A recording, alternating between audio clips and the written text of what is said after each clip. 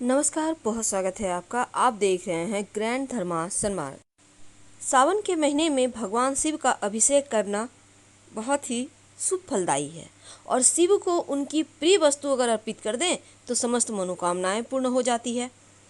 तो श्रावण के महीने को मनोकामनाओं की पूर्ति करने वाला महीना भी कहा जाता है। अगर हम शास्त्र के माने तो भोलेनाथ को सावन का महीना अति प्रिय है और जो भी भक्त सावन के महीने में पूरे विधि विधान से इनकी पूजा करता है उन पर भोलेनाथ की विशेष कृपा बरसती है। धार्मिक मान्यताओं के अनुसार सावन के महीने में भगवान शिव का अभिषेक करना जीवन के कष्ट को कम करता है। चूँकि श्रावण के महीने में आप शिव जी को मनाने के लिए बेलपत्र, धतूरा, जल, दूध अर्पित करते होंगे, लेकिन अगर बिल्वपत्र ना मिले तो आप क्या करें? ज्योतिष ये कहता है, शिव पुराण में एक प्रसंग आता है कि अलग अलग अनाज का चढ़ावा जो सुख, सौभाग्य, धन और मनचाहा वरदान देने में सक्षम है, तो उसमें से अरहर का दाल एक है। यहाँ तक कि अरहर के पेड़ के पत्तियों को भी शिवलिंग पर अर्पित किया जाता है। तो अरहर के पत्तों या दाल से शिव जी की पूजा करने से तन मन धन से जुड़े हर सुख आते हैं, दुख दूर हो जाते हैं।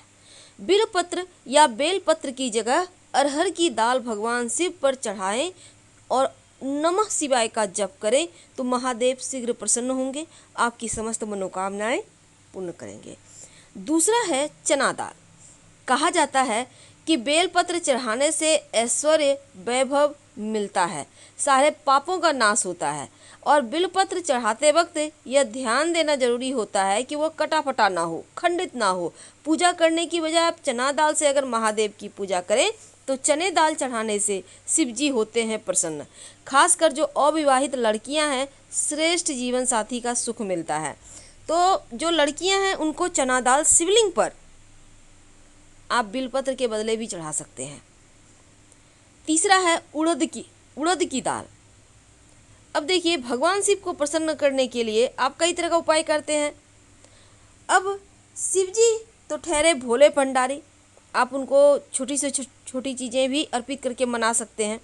तो जीवन में तमाम दुख हो, मुश्किलें हो, शनि की दशा से परेशान हो, तो सावन के महीने में उड़द की दाल शनिवार के दिन या किसी भी सोमवार के दिन सावन के महीने में शिवलिंग पर अर्पित कर दें, क्योंकि शिव जी को शनिदेव अपना गुरु मानते हैं। इसलिए सावन में अगर आप ये उपाय करें तो शिव जी और शनिदेव दोनों की कृपा बरसती है। चावल, अक्षत जिसको कहते हैं, अक्षत अर्पित करने से कलह क्लेशों से मुक्ति मिलती है, मन को शांति मिलती है, लक्ष्मी की कृपा बरसती है, धन आता है। बस चढ़ाते वक्त ये ध्यान रखना है कि शिव जी की पूजा में, महादेव की पूजा में शिवलिंग के ऊपर टूटे फूटे हुए खंडित चावल बिल्कुल भी ना चढ़ाएं और चावल चढ़ाते वक्त शिव जी के मंत्र का जप करते रहें। हर एक अनाज, हर एक पूजा, जो भी पूजा करते हैं, नमः शिवाय, नमः शिवाय, नमः शिवाय लगातार कीजिए। अगर खुद के लिए करते हैं तो पूरे परिवार का कल्याण के लिए पूजा कर रहे हैं तो ओम नमः शिवाय का मंत्र का जप करें। तिल, देखिए, तिल का पूजा पाठ में विशेष महत्व है। सावन के महीने में भगवान शिव को काला तिल अर्पित करने का विधान है।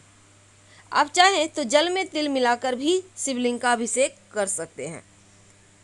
पूजा के समय शिवलिंग पर बिल्वपत्र पुष्प की जगह आप काले तिल का प्रयोग करें, यानी कि काला तिल अर्पित करें तो जीवन के समस्त कलह क्लेश समाप्त हो जाते हैं, मानसिक शारीरिक स्वास्थ्य बेहतर होता है और भगवान शिव को भोले भंडारी कहा जाता है।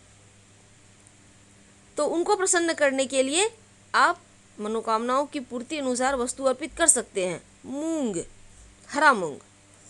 अब देखिए, हरा मूंग या मूंग की दाल जिसको कहते हैं, भगवान शिव मूंग की दाल को बहुत पसंद करते हैं, उनको बहुत प्रिय है और इसे चढ़ाने से आपकी समस्त मनोकामनाएं ही पूर्ण हो जाती है। बस ध्यान ये रखना है, हर एक वस्तु आप 108 की संख्या में चढ़ाएंगे। आपके लिए अगर संभव हो तो एक एक करके चढ़ाइए और मंत्र बोलते जाइए, नमः शिवाय। सुख ऐश्वर्य बढ़ेगा, समस्त बाधाएं समाप्त होगी। शिव पुराण कहता है कि शिव जी को मूंग चढ़ाने से किसी विशेष काम या मकसद से जुड़ी विशेष मनोरथ पूर्ण होते हैं। तो 108 दाना आपको अर्पित करना। यानी अपनी मनोकामना के अनुसार जो भी अनाज आप अर्पित करना चाहते हैं वो 108 की संख्या में ही अर्पित करना है। आप चाहें तो घर में ही मंत्र पढ़कर हर एक अनाज को आप किसी पात्र में अर्पित करते जाएं और उसको उठाकर ले जाकर पास के किसी मंदिर में शिव जी के ऊपर अर्पित कर दें, तो उससे भी आपका मनोरथ पूर्ण होने की संभावना बनी रहती है। तो अगर मंदिर में भीड़ है, आप नहीं कर पा रहे तो घर में करके ले जाएं, या आप चाहें तो घर में भी अगर शिवलिंग है तो कर सकते हैं। तो फिलहाल आपसे विदा लेते हैं। जानकारी अच्छी लगे तब लाइक कर सब्सक्राइब कीजिए, अपनों से शेयर कीजिए और वीडियो के कमेंट में हर हर महादेव जरूर लिखिएगा। धन्यवाद। हम फिर